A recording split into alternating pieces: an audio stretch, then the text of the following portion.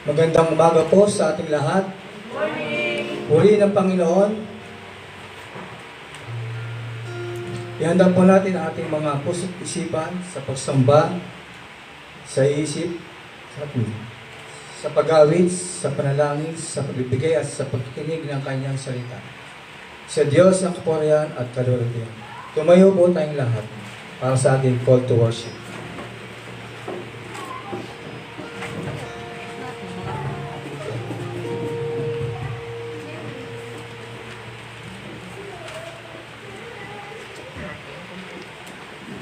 Ating pong basahin ang ating call to worship na matatagpuan sa Psalm 145 verse 1 to 13. Ang kadakilaan ng Diyos ko at Hari, aking ihahayag, di ko ititigilan. Magpakailanman, magpasalamat.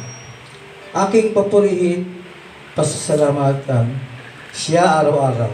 Di ako titigil ng pasasalamat. Magpakailanman. Dakila ka, Yahweh, at karapat-dapat na ikay purihin. Katakilaan mo'y tunay na mahirap naming unawain.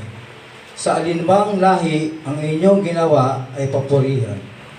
Iahayag nila ang mga gawa mong makapangyarihan at karangalan mo ay pagkadalkalay ipamamalita.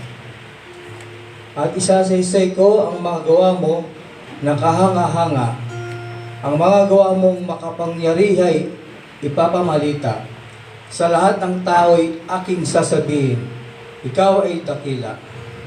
Iahayag nila ang lahat ng iyong mga kabutihan. Aawitin nila ng may kagalakan ang iyong katuwiran. Si Yahweh mapagmahal at puno ng habag. Hindi madaling magalit at pag-ibig ay wagas. Siya ay mabuti at kahit kanino'y hindi nagtatang. Sa kanyang nilikha, pagkalinga niya ay mamamalagi. Magpupuring lahat sa iyo, O Yahweh, ang iyong nilalang, lahat mong nilikha ay pupurihin at pasasalamatan. Babanggitin nilang tunay na dakila ang iyong kaharian at ibabalita ang tunay kong dakila't makapangyarihan. Dakila mong gawa upang matalastas ng lahat ng tao. Mababatid nila ang kadakilaan ng paghahari mo. Ang paghahari mo'y sadyang walang hanggan, hindi magbabago.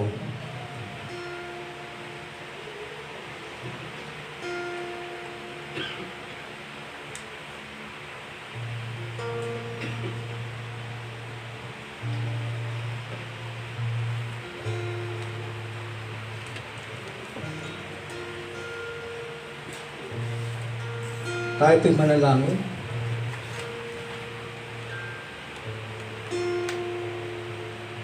Tigit po natin ang ating mga mata.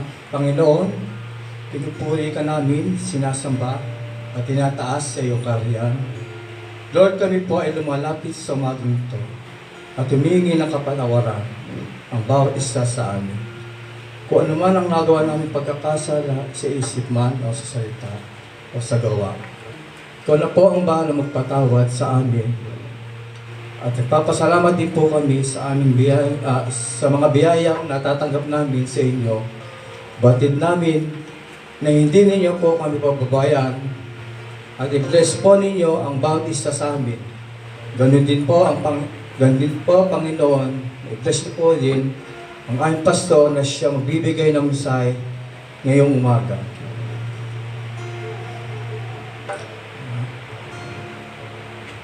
Ngayon po ay nakidala ko sa worship. Nainayang po natin ang kapatid na si EJ Alparo.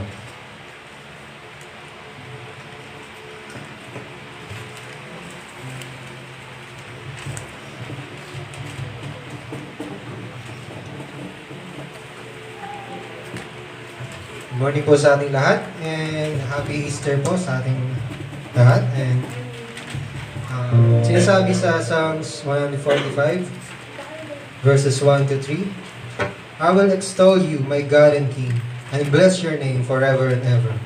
Every day I will bless you and praise your name forever and ever. Great is the Lord and greatly to be praised, and His greatness is unsearchable. Ayon sa banal na kasulatan, ang Diyos ay dakila at karapat-dapat na tumanggap na walang tigil na pasasalamat at papuri mula sa atin. Pinayag niya ang kanyang kadakilaan at kapangyarihan nang iligtas niya tayo mula sa ating mga kasalanan sa pamamagitan ng kanyang bugtong na anak, sapagkat walang ibang natatangi at matuwid upang tayo ay mapawalang sala sa ating mga kasalanan. Siya lang ang maaaring gumanap para sa ating katapusan. At dahil sa kagandahang loob ng Diyos kay Kristo Jesus, tayo pinawalang sala at pinalaya upang mabuhay sa Diyos. Kaya mga kapatid, halina tumawid tayo, magbigay ng mataas na papuri sa ating dakilang Diyos at Hari. Let's sing all praise to Him.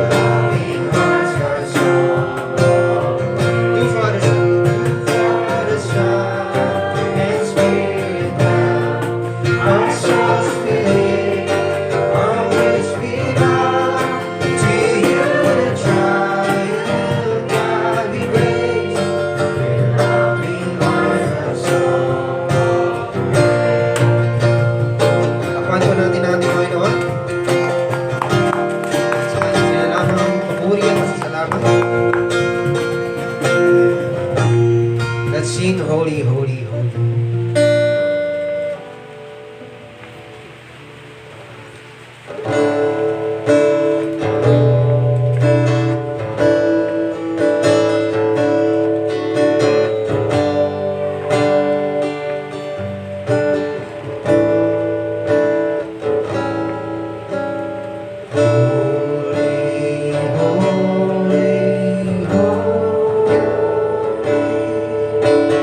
Lord,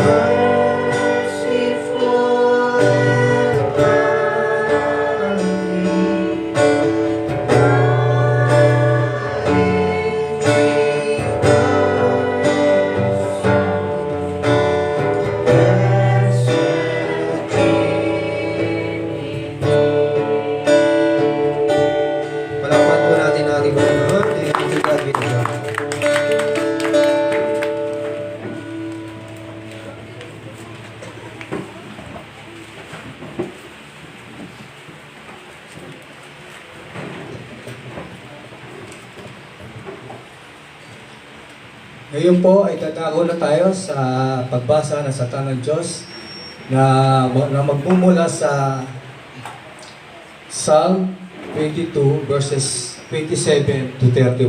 Sa pangunguna po ng ating kapatid na si Jonah Fairbanks.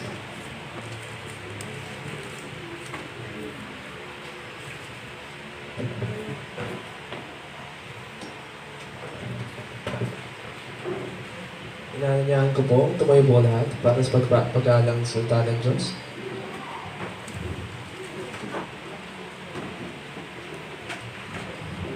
Psalms 22 verse 27 to 31. It says here, "All the ends of the earth shall remember and turn to the Lord, and all the families of the nations shall worship before Him. For kingship belongs to the Lord, and He rules over the nations. All the prosperous of the earth eat and worship. Before Him shall bow all who go down to the dust, even the one who could not keep himself alive. Posterity shall serve Him, it shall be told of the Lord to the coming generation. They shall come and proclaim His righteousness to a people yet unborn, that He has done it." Ito po sa ating Diyos, puri ng Panginoon. Pwede tayo magsiupo.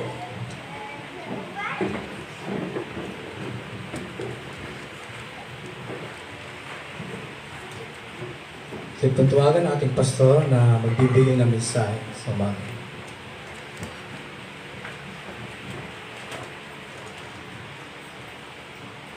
Okay, good morning po sa inyong lahat. Bago tayo dumako sa pag-aaral ng salita ng Panginoon, gusto ko pong malaman kung mayroon tayong mga additional prayer requests na hindi pa naisama doon sa ating group chat. Meron po bang gusto pang dumagdag doon sa list natin? Meron po. Sige po.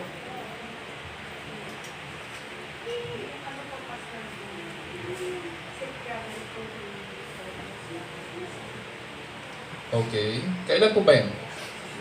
Tuesday. Okay.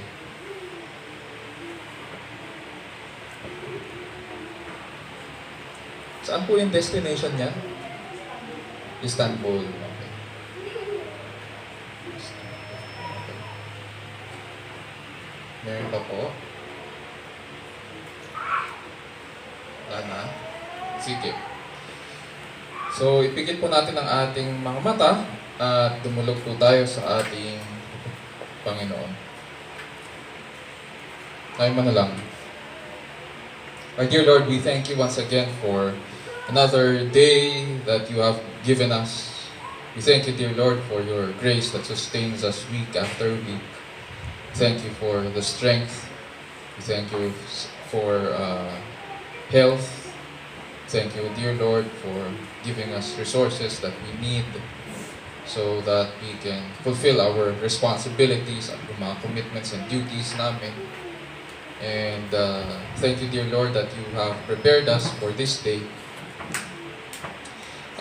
Indeed, dear Lord, while we have reason to celebrate, Panginoon, we remember what Christ has done for us on the cross and what He has accomplished for us, Panginoon, in His life and death and resurrection, which we celebrate week after week. And so we thank you, dear Lord, that because of what He has done, we are of all men most joyful and privileged, dear Lord, because of what you have done. And so, dear Lord, we pray that as we worship you, we thank you for the songs of praise, dear Lord, that you have placed in our hearts and in our mouths. We thank you, dear Lord, that you have granted us this day that you gather us, that you give us reason to rejoice in you and be glad in you. We thank you, Panginoon, for this ministry, that through this we can serve one another through the gifts that you have given us, and that we can also serve, Panginoon, our community, so that in this exchange of gifts, men will see the works that you have wrought in our lives. And so that through this, they would glorify you, our Father, who is in heaven.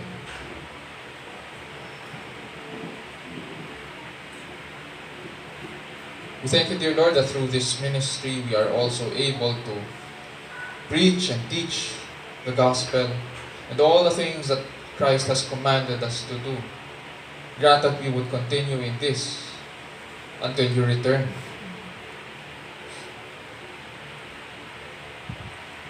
Dear Lord, we also pray for our leaders, both elected and appointed, those in government. We know, Panginoon, na hindi ganun kadali na mag-lead ng isang country, ng isang bansa. Nevertheless, we pray, dear Lord, that you would grant wisdom sa kanila. And while we may not agree, Panginoon, sa mga decisions that they make, we are content, we are satisfied, dear Lord, that you are on your throne. And this is the truth, that because you are on your throne, you are above all power and authority. And so we know, dear Lord, that everything is under your control. Nothing exists that is not under your sovereign hand. And so this is the reason, dear Lord, we can sleep at night. This is the reason that we can live each day without anxiety and worry. And this is the reason, dear Lord, that we can praise you and place our hopes in you. And so, dear Lord, we pray that you would be with our leaders, that you would guide them. Ganun din sa aming mga kapatid na nagtatrabaho sa government din. That as they continue to work using the strength of their hands, at the same time as you use them, Panginoon, to teach the principles of your word, we pray, dear Lord, that your word, the message of Christ, would be heard, Panginoon, in the halls of government, so that men and women would come to know you, so that they too would bless your name. We pray, dear Lord, that you would continue to guide our government as our leaders, Panginoon, govern and draft policies for the welfare of the people. We pray against abuse of authority. We pray against corruption. And we ask, dear Lord, that you would watch over our leaders and grant wisdom sa mga decisions na kailangan nilang gawin. Today, dear Lord, we also come to you with our praises, with our thanks, with our petitions. We thank you, dear Lord, that you have added another year sa buhay ng mga kapatid namin who recently celebrated their birthdays, kay Mami at saka kay Rachel. We pray that they would be a blessing to others just as they have been a blessing to us.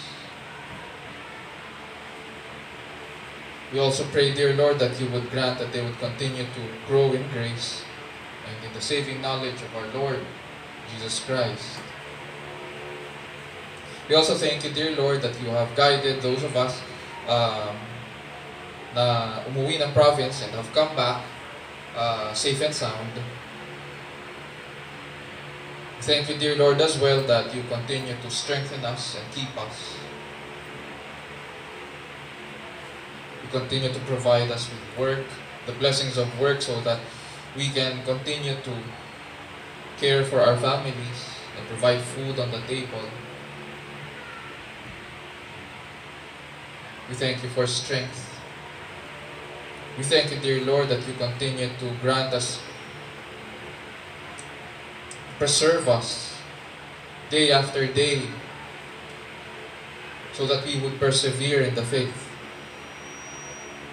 And so we pray, dear Lord, that as we continue to follow you in obedience,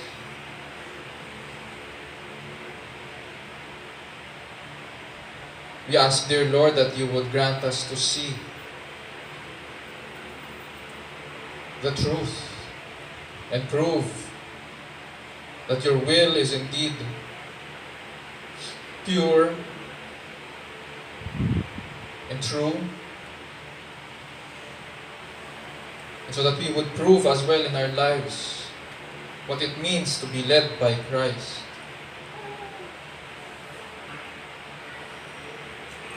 Dear Lord, we also pray for those of us who are sick. We pray for Mylene Aguilar as she undergoes cancer treatment. May you provide, Panginoon, yung resources that she needs. We pray that you would also strengthen her heart, that she would trust in you, dear Lord, during this difficult time in her life. We also pray, dear Lord, for Zia, yung anak ni Tina Jabal na 4-month-old baby na ma-operahan sa puso. And so we pray, dear Lord, na maging maayos yung diagnosis ng mga doctors. We pray, dear Lord, that you would provide everything that they need so that the treatment will push through at maging favorable yung results. Grant strength kay Baby Zia. Grant strength din sa parents and peace of mind. We pray that through this, and as you reveal your glory to them, may their eyes be opened, dear Lord, to the truth that you are our healer. But not only that, you are our Father in heaven, who is good and gracious. And so grant, dear Lord, that through these circumstances, people might come to know you.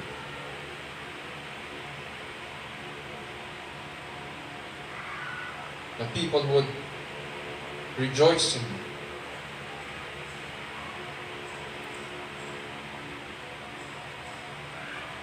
Dear Lord, we also pray for our students, yung mga preparations nila for the end of the academic year. We pray that they would be able to submit yung mga requirements nila. They would be faithful in the calling that you have given them. So, dear Lord, we pray that as they do so, may they pass, Panginoon, yung mga subjects nila and courses nila with flying colors. For those of us, dear Lord, we pray that may you grant that we will be faithful, Panginoon, sa mga obligations din namin and duties. In whatever calling you have given us, we would prove, dear Lord, your goodness toward us. And in so doing, we pray, dear Lord, that we would grow in grace and knowledge of our Savior Jesus Christ. Not only that we would learn more sa iba't ibang mga fields you have called us to, but ultimately, dear Lord, we pray that we would grow, we would be edified, we would grow to be more faithful to you.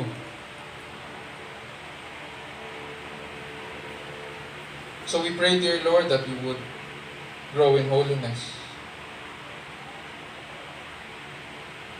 Because you are our Father in heaven, are holy.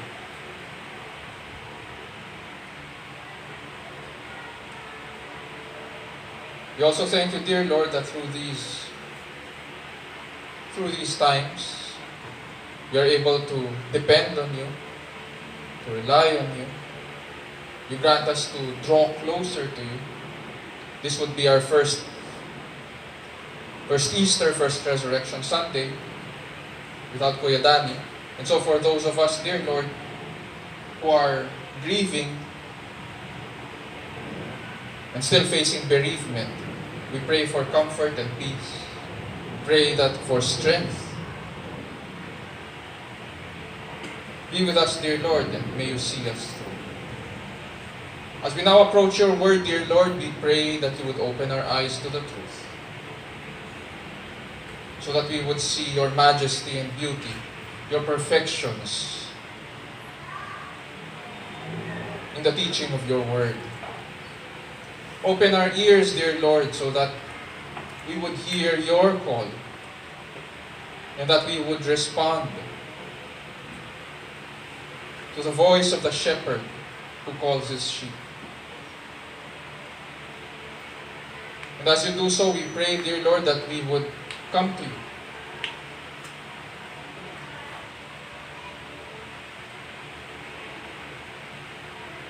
So that, dear Lord, through the preaching of your word, we pray that you would mold us in the likeness of your Son, Jesus Christ. Change us, dear Lord, and we would be changed. And this we pray in Jesus' name, our Lord and Savior, and all of God's people will say, Amen. Amen. Okay.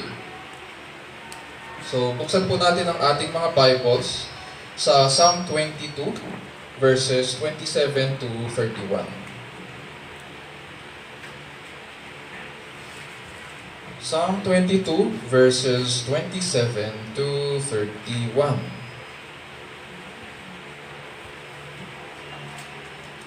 This time naman po, babasahin ko po sa English.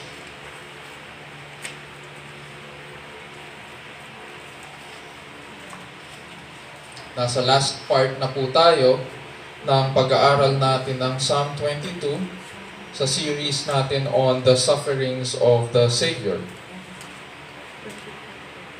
Psalm 22, verses 27 to 31. At ganito po ang sinasabi, all the ends of the earth will remember and turn to the Lord, and all the families of the nations will worship before you. For the kingdom is the Lord's, and He rules over the nations. All the prosperous of the earth will eat and worship.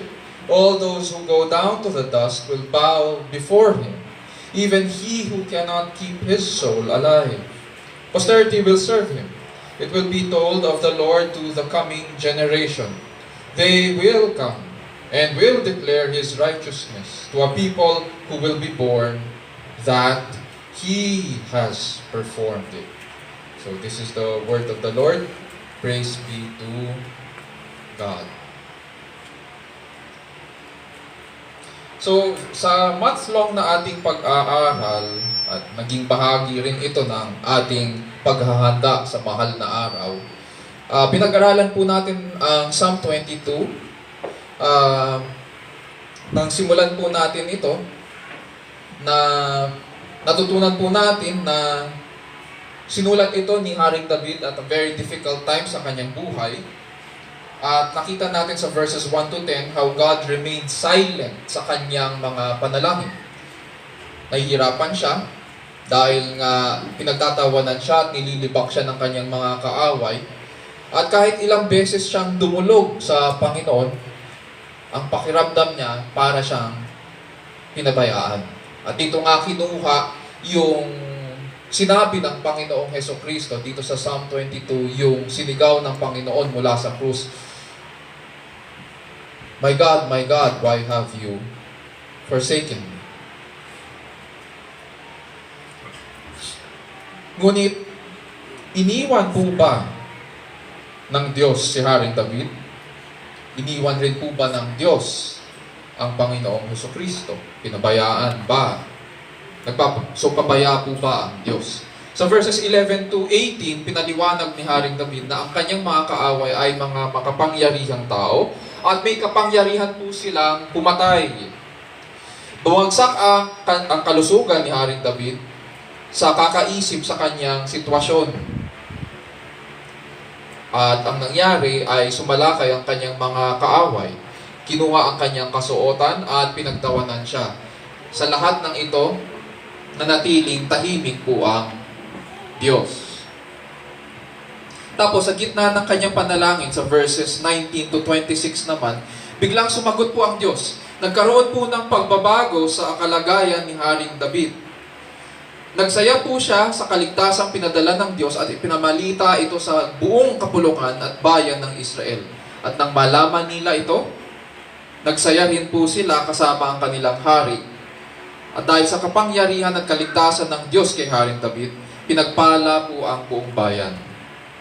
Nabasa natin na mula sa handog ni Haring David sa templo, nabahaginan po ang lahat nakikain ng pati ang mga nahihirapan at mahihirap at lumakas ang bayan. Sa verses 27 to 31 naman, dito sa ating pag-aaralan ngayon, sa pangwakas na bahagi ng awit, ipapaliwanag po sa atin ni Haring David ang mangyayari sa buong daigdig dahil pinahayag ng Diyos ang kanyang biyaya at kabutihang loob sa kanyang bayan. At panalangin ko po na sa umagang ito ay ipahayag ng Diyos ang kanyang pagiging mabuting ama na nagtitipon sa kanyang sambahayan. Nawa sa ating pag-aaral ay makita rin natin ang kanyang biyaya sa ating katubusan para makatugon po tayo sa maayos na pamumuhay sa harapan ng Diyos, sa ilalim ng kapangyarihan ng Diyos, para sa kalwalhatian ng ating dakilang Diyos.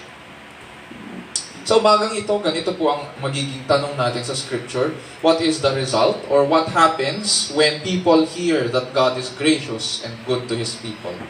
What happens when people hear that God is gracious and good to His people? Pagkatapos ipagdiwang ng buong bayan ang kabutihang loob ng Diyos dahil sa pagliligtas kay Haring David, makita natin dito ngayon that David now looks outside of Israel.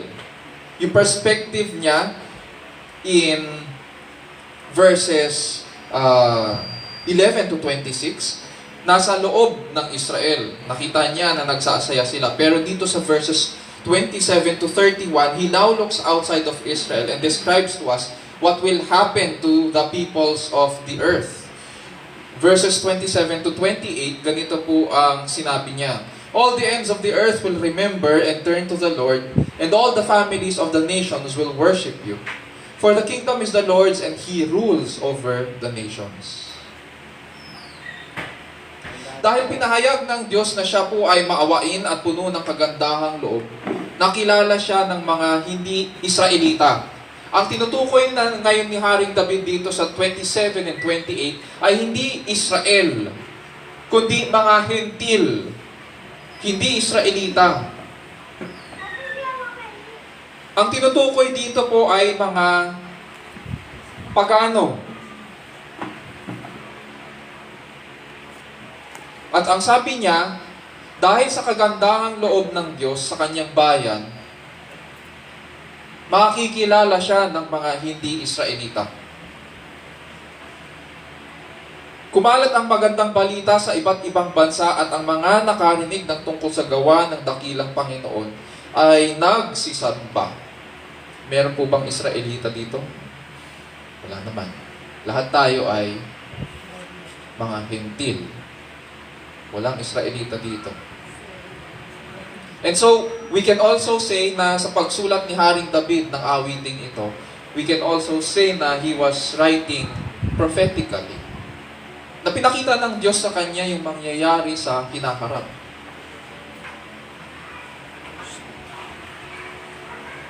Sa original language, itong salitang worship, sa verse 27, sabi dyan, and all the families of the nations will worship you.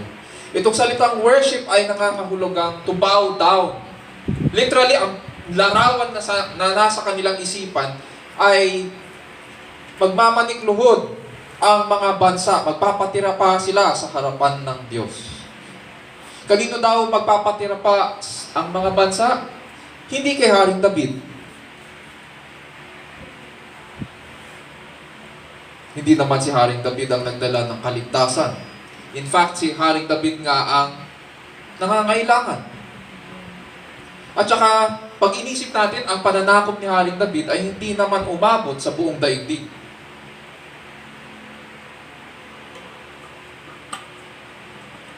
So, sino yung luluhuran nila rito? Kanino sila magpapatirapan? Sinong nagdala ng kaligtasan? Diyos ang nagdala ng kaligtasan. Diyos ang may kapangyarihan at siya lamang ang may kaharian. Diyos ang namumuno sa lahat. Siya ang tinutukoy na sinasamba dito ng mga iba't ibang lahi at naghahari sa lahat ng bansa. Ngunit itong pamumuno ng Diyos ay hindi tulad ng mga pamumuno ng mga bansa. Ang pamahalaan niya ay hindi tulad ng pamahalaan ng tao na gumagamit ng kalabisan, na gumagamit ng dahas para supilin at pasunurin ang tao. Ang pamumuno ng Diyos ay nagdadala ng pagbabago sa puso't kaluluwa. Binubuksan nito ang ating mga mata at binubuksan nito ang ating mga pandinig para marinig natin ang magandang balita ng kaharian at kaligtasan. Namumuno ang Diyos sa pamamagitan ng katuwiran, ng pag-ibig, at nagiging mamamayan tayo ng Kanyang kaharian. Kaya nga mula sa pamumuno ng Diyos, ang tugon ng mga lahi ay magpatirapa at mahalin siya. Yun yung nakikita natin dito. All the families of the nations will worship you. It is a willing submission sa Diyos. Why? Verse 28, for the kingdom is the Lord's, and He rules over the nations. Ang first point natin, bilang sagot sa tanong, what happens when people hear that God is gracious and good to His people? Verses 27 to 28, because of God's grace, people from around the world will turn to the Lord in faith. Because of God's grace, people from around the world will turn to the Lord in faith. Because God revealed Himself as gracious and the one who saves, so the peoples will know that He alone is Lord and Savior. God's word will not return to Him void. Punta tayo sa pangalawang point, sa verses 29 to 31. Sa verses 29 to 31, ganito naman ang makikita natin. Because of God's grace, there will always be a people in every generation who turn to Him in faith. Because of God's grace, there will always be a people in every generation who turn to Him in faith. Pwede rin natin gawin yung negative. Because of God's grace, there will never be a generation where there will be no people who will not turn to Him in faith. Sa verse 26, sinabi ni Haring David po, kung babalikan lang natin, sabi niya, the afflicted will eat and be satisfied. At ginawa nila yon sa harapan ng Diyos. Dito naman sa verse 29 onwards, we see other groups of people who have been called to the celebration and worship of God. Ganito po ang sinasabi sa verses 29 to 31. All the prosperous of the earth will eat and worship. All those who go down to the dust will bow before Him. Even he who cannot keep his soul alive. Posterity will serve Him. It will be told of the Lord to the coming generation. They will come and will declare His righteousness to a people who will be born that He has performed it. So, ito po yung mga grupo ng tao na sumamba sa Panginoon. Sa verse 26, nandun yung mga mahihirap at saka nahirapan. At nanginain sila at sila po ay nasiyahan sa pag-celebrate sa harapan ng Diyos. Dito sa verses 29 to 31, sinasabi naman ni David na all the prosperous of the earth will eat and worship. Ito naman yung mga mayayaman. Pati sila, mga tanyag, mga dakila at may mga tungkulin sa pamahalaan, mga namumuno, pati sila magsisikain din at magpapatira pa sa harapan ng Diyos. Tapos sinabi niya rin, all those who go down to the dust will bow before Him. Even he who cannot keep his soul alive. Ito po yung mga may sakit, mga nahihirapan sa buhay, mga malapit ng mamatay, mga dumadaing sa hirap na kanilang nararanasan sa buhay at gusto magpahinga. Sila ang mga hindi kayang tulungan ng kanilang mga sarili at walang magawa. Mga tulad ni Haring David na dumanas ng paghiga sa alabok ng kamatayan. At pinapahayag niya rito ngayon na lahat sila, kasama siya doon, ay pare-parehong naging kabahagi ng biyaya ng Diyos sa kanyang kaharian. In the future, ang mga hinirang daw ay maglilingkod sa Panginoon.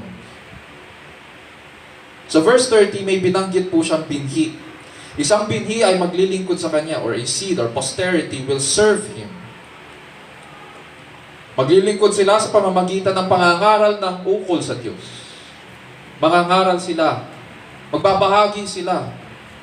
Isasalaysay nila ang ginawa ng Diyos sa kanila. Ayon kay Haring David, ito ang palatandaan na sila ay kabilang sa binhi. Uulitin ko, ang tunay na nasa Diyos, ang tunay na nasa Panginoon, at least dito sa awiting ito ni Haring David, ang tanda ng isang pagiging kabilang sa binhi, kabilang sa kaharian, pagiging mamamayan, ay ito. Tuturuan nila ang kanilang mga anak ukol sa Diyos.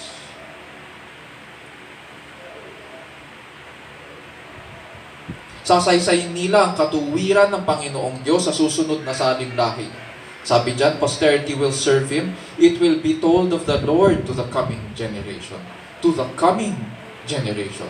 Tapos sa verse 31b, sabi niya, they will come and declare His righteousness to a people who will be born. Ini-emphasize dito in 2 verses ni Haring David ang tanda ng mga kabilang sa kaharian. Tanda nila ang ginawa ng Diyos, hindi nila kinalimutan, at ang ginawa nila ay pinasa pa nila sa susunod na saling-lahi. Ipapahayag nila sa mga isisilang pa lang ang mga bagay na ukol sa kaligtasan na Diyos ang gumanap ng pagliligtas. That God alone has performed it. That He has done it.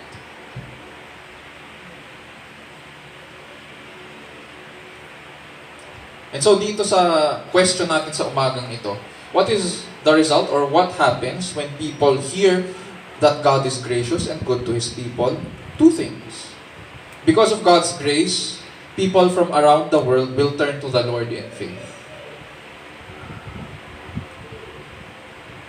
Nagsimula ang Panginoong Hesukristo sa pag-minister sa Israel. In the book of Acts, makikita natin kung paano kumalat ang magandang balita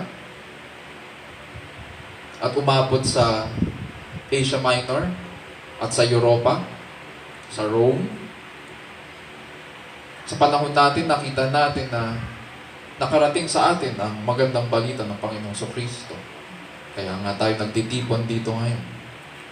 At sa iba't ibang mga churches around the world, patuloy na nagtitipon. Because that is the plan. Yun yung plano ng Diyos. At ang ginagamit niya para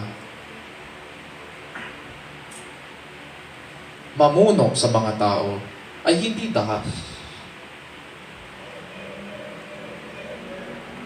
kundi ang kanyang katuwiran, ang kanyang pag-ibig sa pamamagitan ng Ebanghelyo. Pangalawa, hindi lamang buong mundo ang pinag-uusapan dito, hindi lamang bawat bansa at bawat lahi. Pangalawa, because of God's grace, there will always be a people in every generation who turn to Him in faith. There will always be a people in every generation who will turn to Him in faith. And so, God will call His people from every generation. Hindi lang from every nation, kundi from every generation.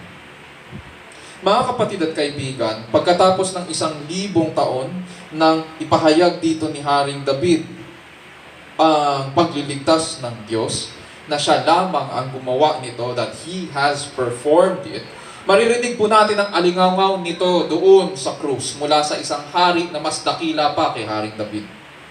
Habang nakapako at taglay ang parusa ng ating mga pagsalangsang sa kanyang katawan, sinabi po ng haring ito, "It is finished." Kay Haring David, ang sinabi niya, He has done it. Pero sa haring mas dakila pa kay Haring David, habang nakabayubay po at nakapako sa krus, ang sabi ng haring ito, naganap na. Siya po ang nagbayad ng ating pagkakautang, sapagkat sa kalugmukan ng ating kasalanan, nabaon po tayo sa utang at hindi natin babayaran ito sa harapan ng Diyos. Dapat tayong parusahan ng kamatayan, di ba? Sabi nga, sapagkat ang kabayaran ng kasalanan ay kamatayan. Yun ang katanggap-tanggap na bayad sa harapan ng Diyos. Dapat tayong parusahan, ngunit sino po ang tumanggap ng ating kaparusahan? Si Kristo, ang haring mas dakila pa kay David. Siya po ang tumanggap ng ating parusa. Siya po ang sinugatan, siya po ang namatay. Pagkatapos ng 3 araw ay muling nabuhay. Upang sa pamamagitan niya ay dumaloy para sa atin ang pagpapala ng buhay na walang hanggan. Napakaganda po ng testimony sa atin ng banal na kasulatan. Because both Old and New Testament declare that God alone has accomplished redemption for His people. In Psalm 22, sinasabi po sa atin in the Old Testament, sinasabi po at isinisigaw ng Old Testament sa atin that God alone has performed it. God alone has done it. And then when we look at the New Testament, sinisigaw rin ng Panginoong Hesukristo mula sa awit 22, "It is finished." Naganap na. At dahil dito, ganito tayo ngayon mamumuhay. Unang-una, hindi na natin kailangan pang magpa-good shot sa langit. Baka iniisip nyo, Pastor, baka ano yan ha? Baka ma-misinterpret ka. Totoo naman, hindi mo kailangan magpa-good shot sa langit. Hindi natin kailangang umasa sa gawa ng ating mga kamay para tanggapin tayo ng ating Ama sa langit. Uulitin ko, hindi mo kailangang magpa-good shot o magpa-impress sa Diyos. Pinag-aralan po natin yan sa Our Father. Nung pinag-aralan natin yung Lord's Prayer. Kung tutusin, sinabi pa nga ng Panginoong Hesukristo, gawain ng mga pagano yan. Pa-impress sa Diyos. Hindi po nai-impress ang Diyos sa gawa ng ating mga kamay. Para sa Kanya, ang Panginoong Hesukristo lang ang mahalaga. At kung lumapit tayo sa Panginoong Hesukristo, sapat na yon. Tinatanggap niya tayo dahil sa Kanyang anak. All that Christ has accomplished is perfect and complete. At dahil sapat at ganap ang ating katubusan kay Kristo, panatag po tayo. Sapat yun sa harapan ng Ama. Pangalawa, ibinilang na tayo sa mga pinatawad at pinawalang sala, mga mamamayan ng kaharian. Ibinilang na tayo sa pinatawad at pinawalang sala, mga mamamayan ng kaharian. Sa Kanyang habag sa atin, pinadala ng Ama ang Kanyang anak. Siya ang gumanap ng lahat. Siya po ang nagbayad ng ating kaparusahan. Hindi natin kailangang mangamba na wala tayong ambag sa Kanyang ginawa para ituring tayong matuwid. Uulitin ko, wala tayong kailangang iambag sa Kanyang ginawa para ituring tayong matuwid. Sa makatuwid, sa pamamagitan ng Hesukristo, dahil sa biyaya ng Diyos. Naging kabilang tayo ng kanyang kaharian. Naging kabilang tayo sa kanyang sambahayan. Naging mamamayan tayo. Naging tagapagmana tayo ng kaharian. At ang binayad ay hindi ang ating gawa na parang mga maruming basahan sa kanyang harapan. Ang pinambayad ay ang dugo at buhay ng Panginoong Jesucristo. At kaya nga panatag tayo. At dahil yun ang binayad, at yun yung binayad, paano ka ba dapat mamuhay? Paano ba dapat tayo mamuhay? Kung tayo ay nakatanggap ng kapatawaran, hindi ba dapat ang tunay na nakatanggap ng kapatawaran ay dapat namumuhay ng malaya? Sa dami ng balita na maririnig natin, meron tayo siguro isa o dalawang balita na narinig na ganito. Pagkatapos mapalaya mula sa kulungan, gumawa na naman ng kalokohan, kaya tinapon siya ulit doon. Ang tunay na pinalaya ay hindi ganun mamuhay.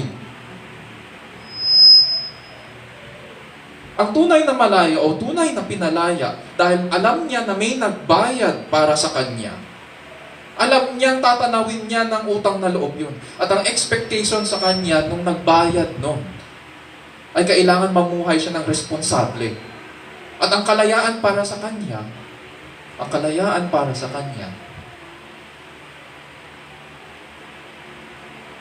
ay kailangan ituro niya rin kung ano yung kanyang natutunan sa iba. At mamuhay rin sila ng responsable. Doon nagmumula ang ating mabubuting gawa. Dahil tayo ay pinalaya, dahil tayo ay niligtas, dahil tayo ay pinatawad, dahil tayo ay pinawalang sala.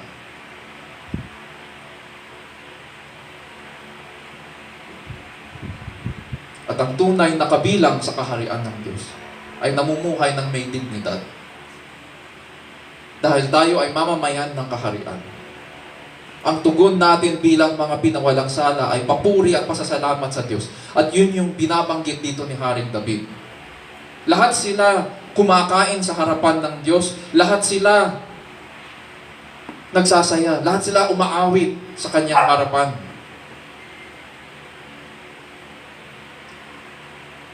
Mga kapatid at kaibigan, ipakita natin ang pagiging tunay na mamamayan ng kaharian.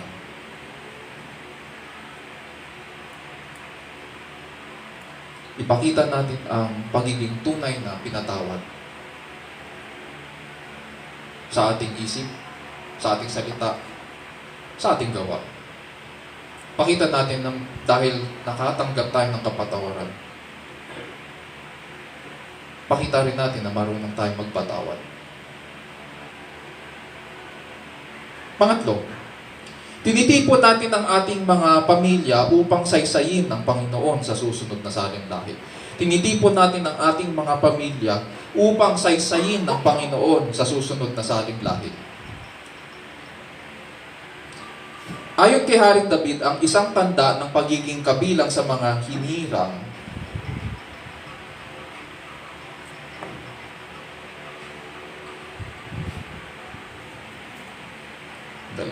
ayusin ko lang ito. Ang isang tanda ng pagiging kabilang sa mga hinirang ay ang paghahayag natin ng magandang balita ni Jesucristo sa iba't ibang tao. No doubt, kasama po yun sa tungkulin ng mga na kay Kristo. Ngunit hindi lang yun. Sinabi niya rin sa verse 30 and 31, posterity will serve Him. It will be told of the Lord to the coming generation, sa mga susunod na salinlahi. They will come and will declare His righteousness. To whom? To the people who will be born. Ngayon, tinitipon ng Panginoong Jesucristo ang kanyang bayan para ipahayag natin sa lahat na tapos na. Tapos na ang requirements na hinihingi ng Diyos. He gave us the privilege of joining Him in His mission of gathering His people as He leads them into His kingdom. At dahil tapos na, at dahil naganap na, tinitipon ngayon ni Kristo ang lahat. At pinapakita niya sa atin kung ano yung biyaya at kabutihan ng Diyos. Ang tungkulin natin ngayon dahil sa biyaya ng Diyos ay ituro o ipangaral sa ating mga anak ang ukol sa Panginoon.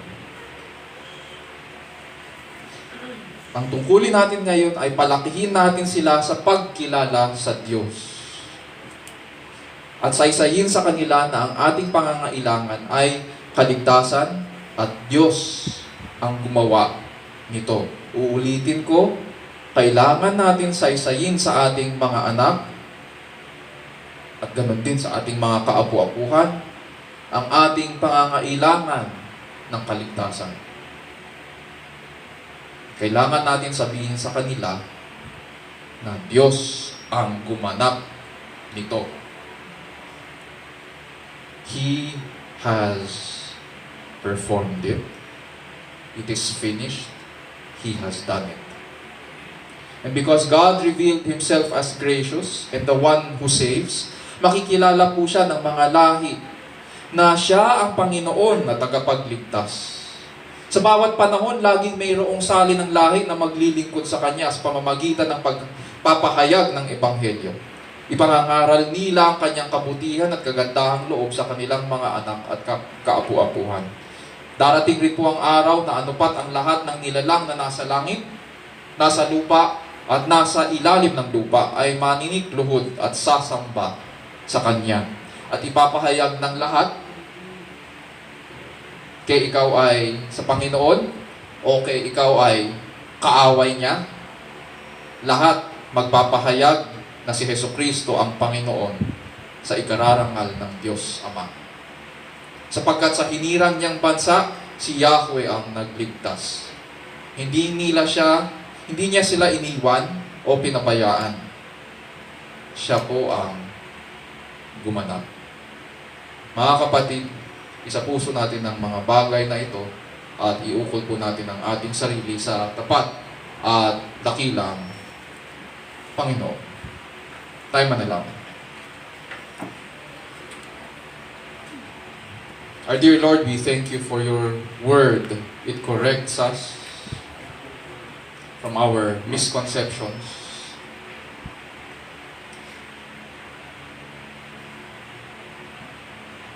It humbles us.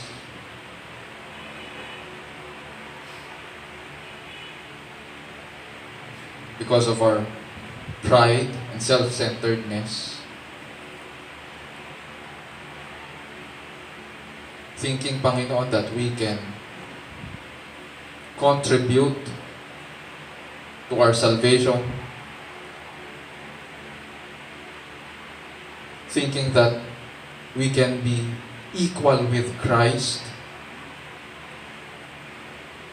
in paying for the penalty of our sins. When the fact is,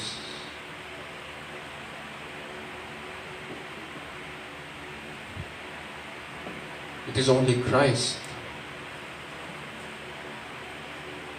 your Son, your beloved Son, in whom you delight in, that is acceptable in your sight.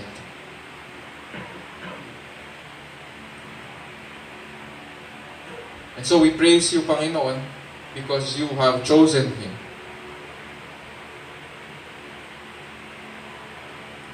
to be the offering that takes away your anger and wrath against sinful men and against our sin. We thank you that that you have chosen Christ because of His work. He has restored joy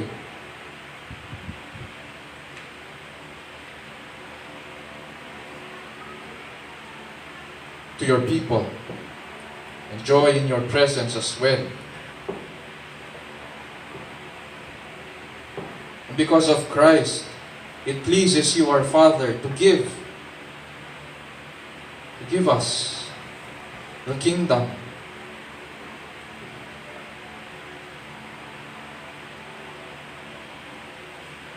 Words of thanks and gratefulness are not enough, Panginoon. At the grace you have shown us through your Son,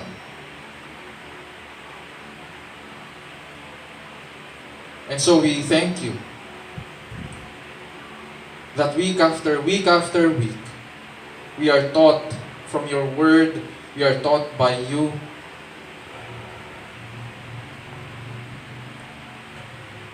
To know your Son, to listen to Him.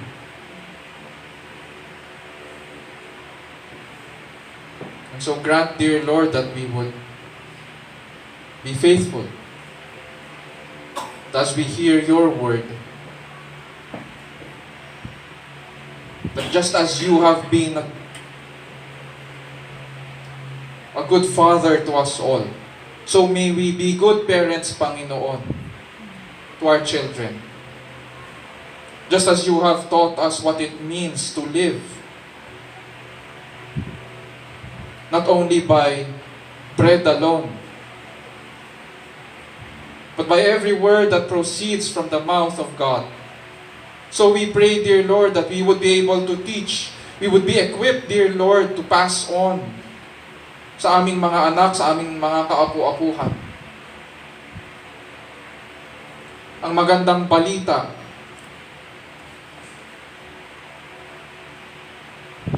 na Diyos, tanging Diyos ang nagliligtas. Walang iba.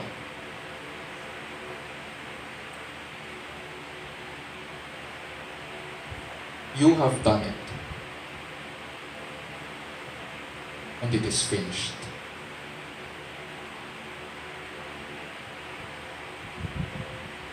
And so grant, dear Lord, that as we worship you today, bless your name in the midst of your people, that we may rejoice in you.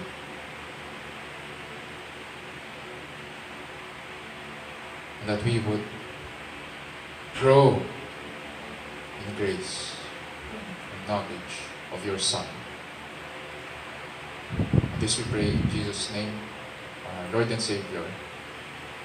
All of God's people will say, Amen and Amen.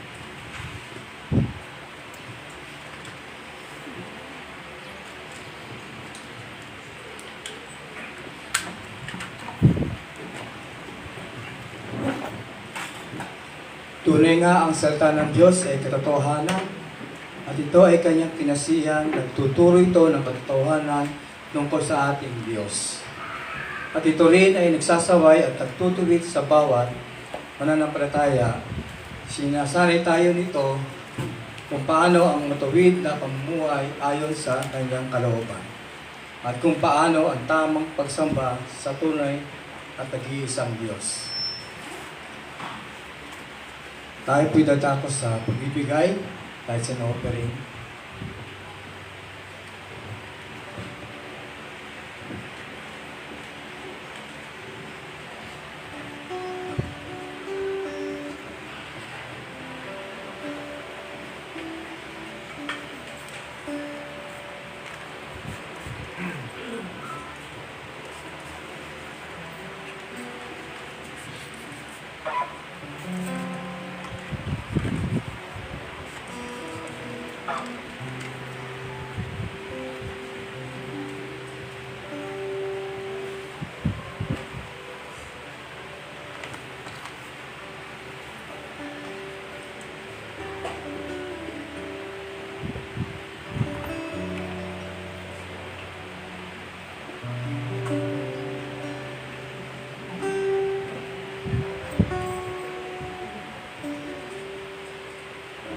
Tayo po'y manalangin.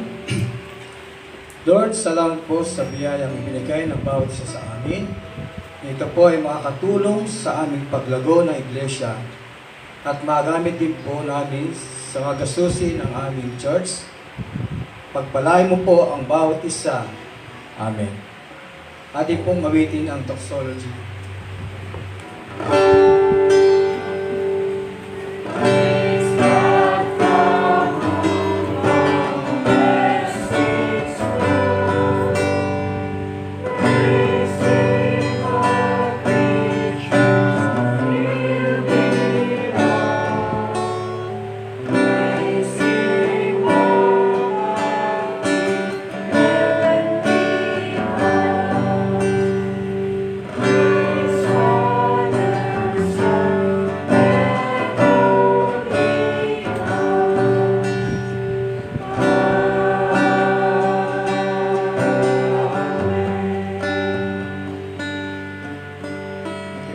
tawagin ang ating pastor para sa benediction.